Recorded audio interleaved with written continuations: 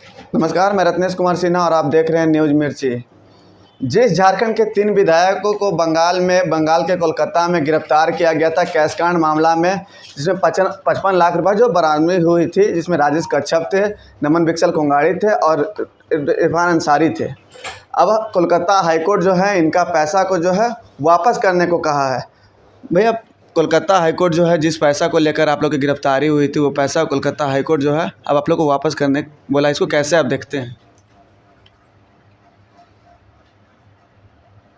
जिस तरह से झारखंड में भारतीय जनता पार्टी ने आदिवासियों के खिलाफ और ईसाई और मुस्लिम माइनॉरिटी के खिलाफ असंवैधानिक नीतियां लाकर इन्हें परेशान करने का और डराने का काम कर रही थी, और उसी रीति से आदिवासियों का आजीविका, अस्तित्व और संस्कृति से जुड़ा हुआ जल जंगल ज़मीन, जिसे जो CNT एक्ट के दायरा के अंतर्गत आते हैं, इन्हें पूंजीपतियों को, उद्योगपतियों को देने के लिए CNT एक्ट और SPT एक्ट कानून में संशोधन लाने का प्रस्ताव लाई थी। उसी रीति से लैंड बैंक बनाकर आदिवासी और मूलवासियों के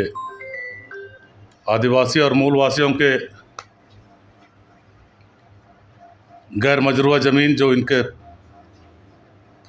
कई पुश्तैनी से दखल में है, और वो भी दखल कानूनी दखल है, इनको भी लैंड बैंक बनाकर पूंजीपतियों को देने का साजिश रचा गया था। इन सभी मुद्दों को मैंने सदन में और TAC में बहुत मुखरता के साथ रखने का काम किया था, और इन सभी नीतियों में भाजपा को पीछे हटना पड़ा था। चाहे वह चर्चों को ध्वस्त करने का आदेश हो, चाहे ईसाइयों का प्रतीक चिन्ह गोरोटो कुर्सकाट को उखाड़ फेंकने का प्रस्ताव हो, या माइनॉरिटी स्कूलों में शिक्षकों का अनुमोदन और नियुक्ति को असंवैधानिक रूप से रोकने का हो, या ईसाई आदिवासियों को डिलिस्टिंग के द्वारा उन्हें आदिवासी सूची से और सरकारी नौकरियों से और CNT SPT एक्ट कानून से बाहर करने के नियत से साजिश रचा गया था। इन सभी चीज़ों को मैंने सदन में रखा और पीछे हटना पड़ा। यही वजह थी कि भारतीय जनता पार्टी एक साजिश के तहत, जिसमें कुछ हमारे लोगों को भी शामिल किया गया था, भ्रम फैलाकर, गलत जानकारियां देकर और कलकत्ता कांड को अंजाम दिया गया था। हमने पहले भी स्पष्ट तौर से कहा था, हमारे क्षेत्र में परंपरा रही है, पहले से प्रचलन रहा है, आदिवासियों में पर्व त्यौहार और नाच गान को लेकर पहले से भी लोग साड़ी देते रहे हैं। गरीब लोग हैं हमारे यहाँ, जो भी हॉकी हो या फुटबॉल हो खेलते हैं, उनके पास जर्सी खरीदने का पैसा नहीं है, वो भी देते रहे थे। तो मैंने भी उन्हीं सभी चीज़ों को लेकर साड़ी और जर्सी, चूँकि 9 अगस्त नज़दीक था, विश्व आदिवासी दिवस नज़दीक था, साड़ी के लिए और बरसात में फुटबॉल का माहौल रहता है, फुटबॉल खिलाड़ियों के लिए और हॉकियों के लिए जर्सी के लिए खरीदने गए थे। इन्हें जानकारी था कि हम लोग इस काम को लेकर आए हैं, और एक साजिश रचा और हमें फंसाने का काम किया था, लेकिन वे नाकाम रहे। पिछले कुछ महीने पहले ही रांची हाईकोर्ट ने उन सभी FIR को ही अवैध घोषित करते हुए हमें बरी किया था, और आज रांची हाईकोर्ट ने रांची कलकत्ता हाई कोर्ट ने जो हमारा पैसा था साड़ी और जर्सी खरीदने के लिए हम लोग लिए थे, उसको पीएमएलए कोर्ट से निर्देश होने के बावजूद भी नहीं दे रहे थे। लेकिन अंततः हम सबों को न्याय मिला। सच्चाई की जीत है यह, और भाजपा और आदिवासी और अल्पसंख्यक विरोधियों का यह करारा तमाचा है, जवाब है न्याय का।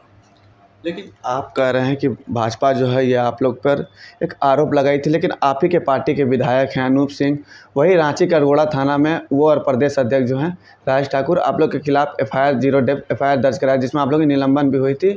बाद में निलंबन को वापस ले लिया गया। मैंने इसमें स्पष्ट तौर से कहा कि भारतीय जनता पार्टी ने ऐसा ताना बाना बुना और हमारे साथियों को, हमारे पार्टी के लोगों को, सरकार के लोगों को गलत फीडबैक दिया, भरमाया झूठी बातों को लेकर, झूठे साक्ष्यों के आधार पर।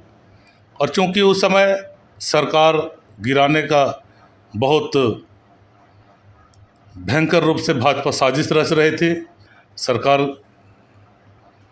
गिरने का भय बनाया जा रहा था, ऐसी परिस्थितियों में हमारे पार्टी के लोग भी, साथी लोग या हमारी सरकार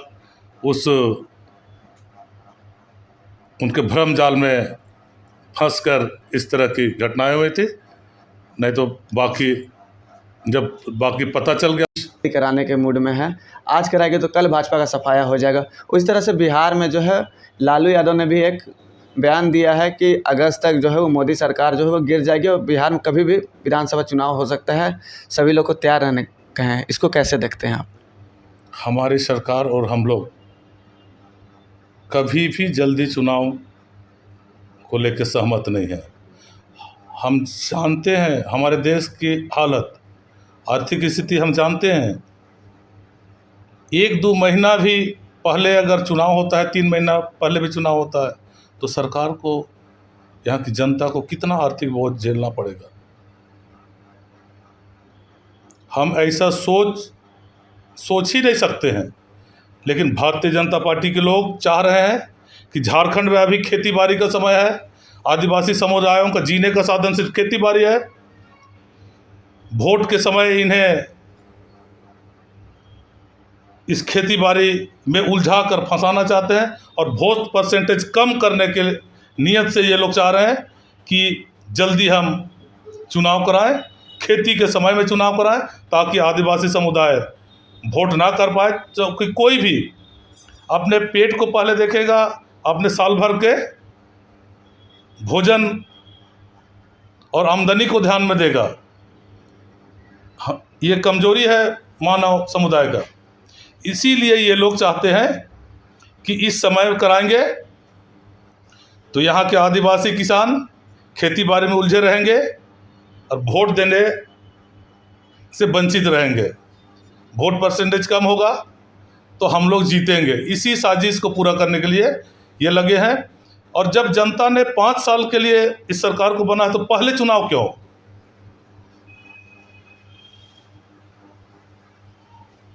चुनाव आयोग को निश्चित तौर से कुछ अधिकार हैं, लेकिन वो अधिकार किसने दिया है? जनता ने दिया है ना।